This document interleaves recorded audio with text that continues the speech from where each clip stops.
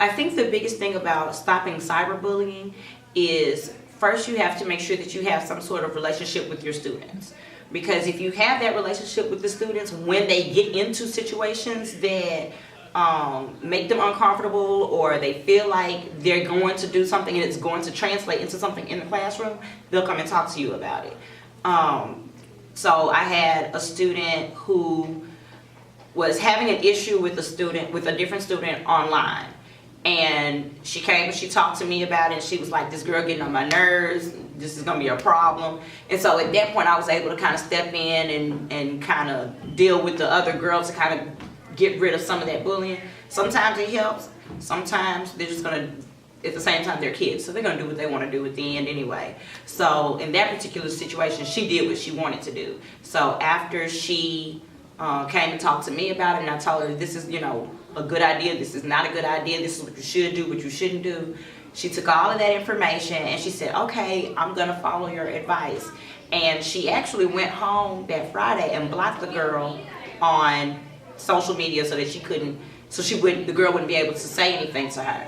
Well, the girl decided to go through another person's page to bully her. And so when she saw her that Monday morning, she ran up on her, and then it became physical. So of course at that point I was upset with my student, more so, not so much about the fighting, but more so about the fact that you let somebody else push you to a level where you should not have gone. And so but I really feel like it would have been worse, and it would have been sooner had we not had that relationship where she felt like she can come and talk to me. And then on the flip side, I've had students who will text each other inappropriate things or say things that they shouldn't say, and the student, again, because we have that relationship, they go, Miss Martin, let me show you what so-and-so sent me. And so then we're able to deal with the problem then. And most of the time when I'm involved, I've usually been able to stop it. So most of the time we find out because students talk, and there may be an issue between the two of you, but if you're talking to this person over here, then that person might have the relationship and be like, ooh, Miss Martin. And most of the time they're gossiping. Let me tell you about what so-and-so said. And at that point, okay, this is becoming too much. And then you have teachers like me. I stalk my students.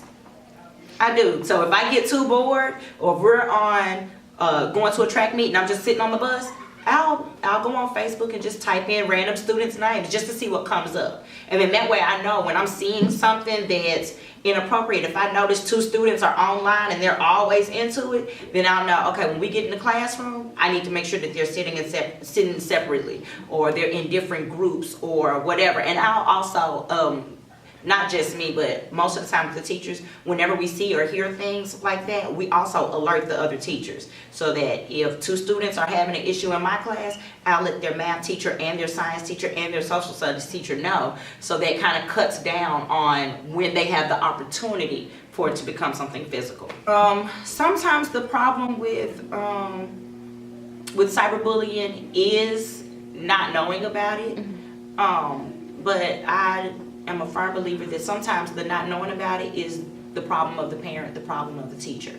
We need to be more aware of what our children are doing. If you are as a parent, if you're looking at your child and you realize your child spent a whole lot of time on Facebook, personally, I think if you are younger than a certain age, your parents need to be your Facebook friend. Point blank, period. Because that way, when you post something, it needs to show up in my timeline so that I know what kind of stuff you're posting. And then what I'm seeing is a lot of times we'll have these cases where there's this problem between these two students and the parent knew nothing about it. And the parent is on Facebook, but she never sees her child's comments, or he never notices what kind of stuff that the child is putting on Facebook. They didn't build a relationship with their child, so the child is not telling them when things are going wrong. They're not telling them when they're being consistently picked on. They're not telling them when there's, all of these problems. And then by the time the parent hears about it, it's too late. It's become physical, or the child has decided to take their own life. So, the biggest preventer of cyberbullying is going to be the relationships you build. And I think our biggest issue is we're not taking the time to build those relationships. We're so busy worried about, okay, well, did we teach these things today? And I know a lot of times I end up in trouble because sometimes I don't care what the standard is. I want to make sure that my kids are prepared when they leave this classroom, not just prepared for 7th grade, but prepared for life. And if in life there's a certain way we deal with a problem, then I want to make sure that my kids know how to deal with that problem when they leave here. So we spend a lot of time relationship building. Some activities we do, yeah, we focus on the state standards and we're always getting them ready for tests or whatever the case may be. But at the same time, I do a lot of focusing on the relationships that I build with my students. And some are, and others are not. And it may not be something that they're intentionally doing. It could just be, I work 2 jobs, I'm too busy, I'm not even on Facebook. Or I'm on Facebook, but my child is being bullied on Twitter, being bullied on Snapchat, being bullied on Instagram. And when you have those kind of problems, you know, it makes it harder to kind of track this stuff. And then with social media, the social media stuff pops up all the time. I mean, kids are on kick today and don't like it, can't stand it the next day. So you really have to just kind of, again, build their relationship so that when the times change, you can change right along with it. And affect them academically, because if you are more worried or concerned about whether or not you're going to get beat up, you're less likely to care about making subjects and verbs agree. That's the last thing on your mind.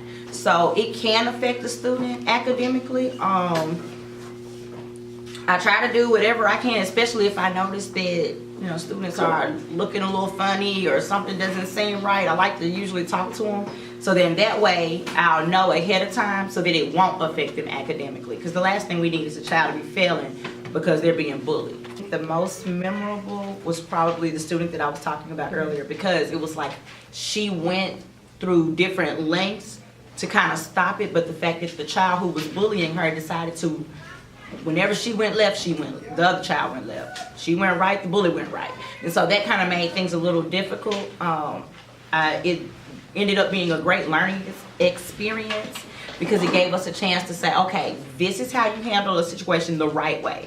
And even though you're trying to do the right thing, this is how sometimes the right thing just doesn't work out. And this is how you should react when it doesn't work out.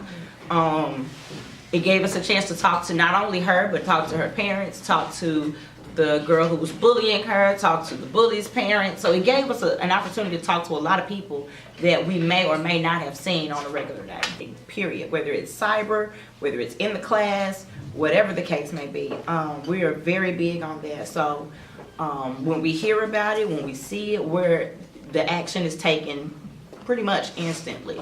Anytime students have come to teachers about different things that were being said, the teacher deals with it. And if we can't deal with it, if we can't get in touch with the people that we need to get in touch with, then we take it to our principal. And our principal is no nonsense when it comes to that kind of thing. So he jumps on it very quickly.